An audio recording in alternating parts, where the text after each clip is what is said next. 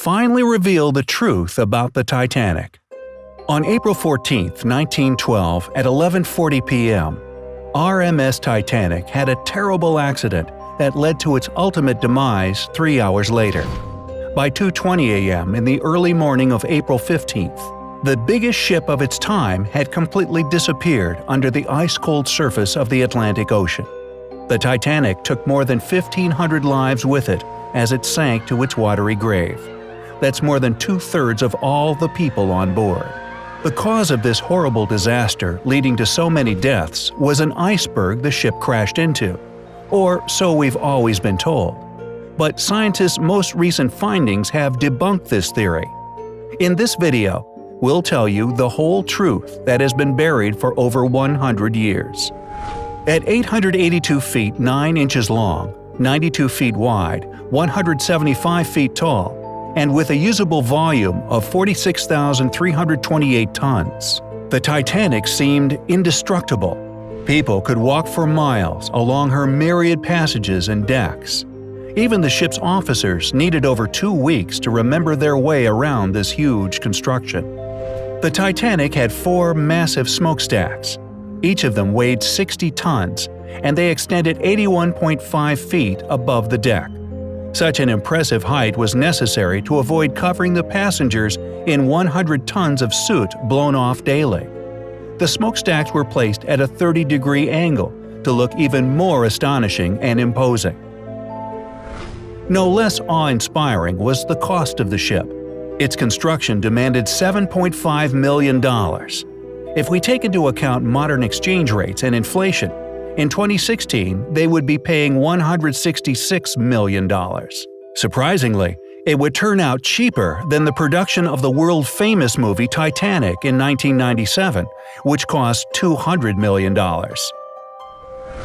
Harland & Wolff Shipyard took on 3,000 men to build the ship. Even with a huge labor force working 6 days a week from 6 in the morning, it still took 26 months to complete the monumental task.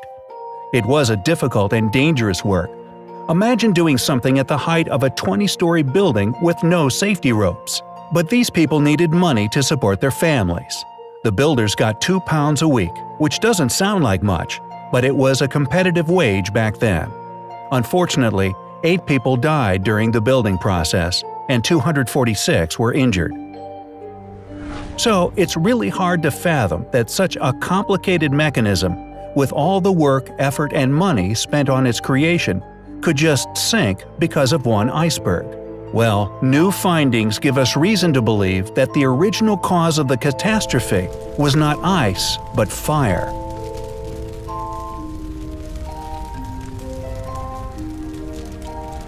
Journalist Sana Maloney has been studying the fate of the Titanic for more than 30 years. It was he who discovered a huge 30-foot-long black spot on the hull of the ship. He noticed it after examining a photo taken before Titanic's departure. The journalist got hold of an album of previously unpublished photographs that showed the construction of the ship and the preparations for her first and last journey. The fire had to have been burning for 3 weeks at a very high temperature before somebody noticed it. Metallurgy experts are sure that such conditions could have easily weakened the metal, reducing its strength by as much as 75%. That's why the iceberg didn't have any problems tearing a hole in the side of the ship. If not for the fire, it would have been impossible. But the fact that the iceberg hit exactly the spot with the compromised metal is one of the incredible links in the chain of the Titanic's tragic what-ifs. The management of the project knew about the fire and the fact that the ship shouldn't have set off on that fateful voyage. But it would have meant bankruptcy for the ship's owners. The thing is that at the time, miners all over the country were on strike, so there was no coal to sustain the Titanic. But the tickets had already been sold out, and other ships had been cancelled since everybody wanted to be the first to sail on the largest ship known to mankind.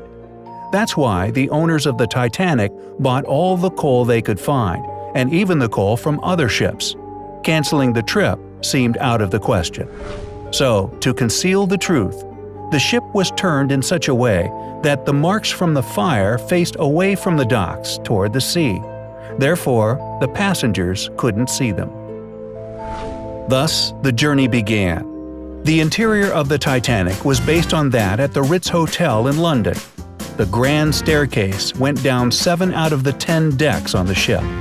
It was decorated with paintings, bronze cherubs, and oak paneling.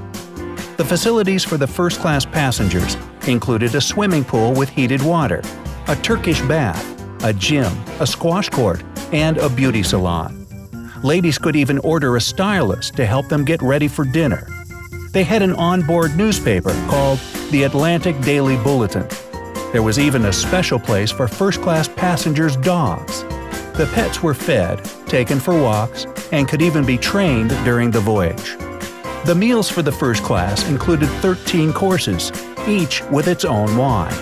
They were a big occasion, lasting about 5 hours. There were 1,500 bottles of wine, 20,000 bottles of beer, and 8,000 cigars. Yet, there were no binoculars. Why is this fact worth mentioning? Because having binoculars could have saved the Titanic. Here is another tragic coincidence in the chain of unfortunate events.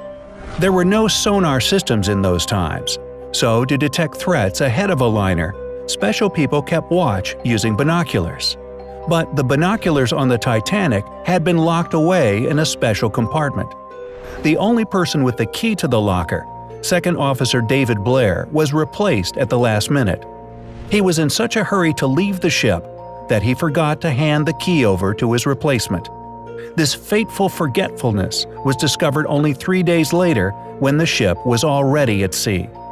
If the crew had gotten the binoculars, they would have noticed the iceberg earlier and would have just enough time to avoid the crash. Perhaps the crash could also been avoided if the ship hadn't been breaking the speed limit. They were falling behind schedule, and this was unacceptable as it could ruin the Titanic's reputation.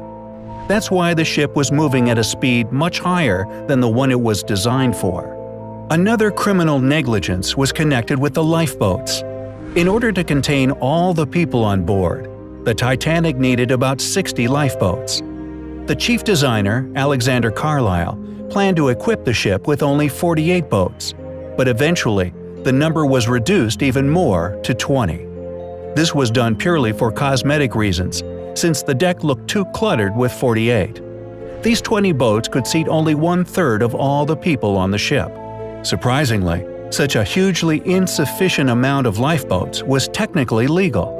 According to the laws of that time, the number of boats depended not on the number of passengers, but on the tonnage of a ship.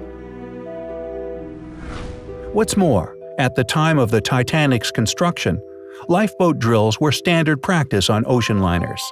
This way, the crew could prepare passengers for an emergency should it occur. But this type of drill never took place on the Titanic. Captain Edward John Smith canceled the drill scheduled on the morning of the day the Titanic sank. Nobody knows the reasons for his decision, especially considering the fact that other ships had been passing on warnings about ice in the water in that vicinity. Perhaps this is why it took the crew over a half an hour to launch the lifeboats instead of the standard 10 minutes. Some people also blame Captain Smith for allowing the first batch of lifeboats to leave half empty. The first boat, with 65 seats, contained just 27 passengers. Why weren't they packed full? In the beginning, people were reluctant to leave the ship and didn't realize that they were in grave danger. In 2012, researchers found out that Captain Smith had failed his first exam in navigation. Eventually he passed, but who knows? Maybe this too played its own role in the disaster. As the Titanic was sinking, the crew sent several distress signals. However, a ship sailing nearby, the Californian, ignored the emergency flare shot in the sky. The captain of the Californian later lost his job after this fact came out. But modern researchers have managed to prove his innocence. Well, better late than never.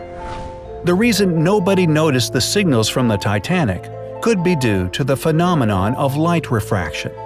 When layers of cold air are positioned below layers of warmer air, it causes thermal inversion.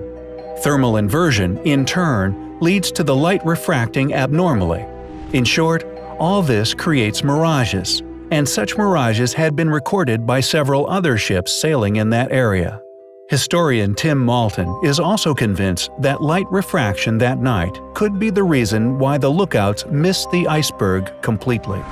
Criminal negligence, tragic and unfortunate chain of coincidences, fire or ice, whatever it was, it took the lives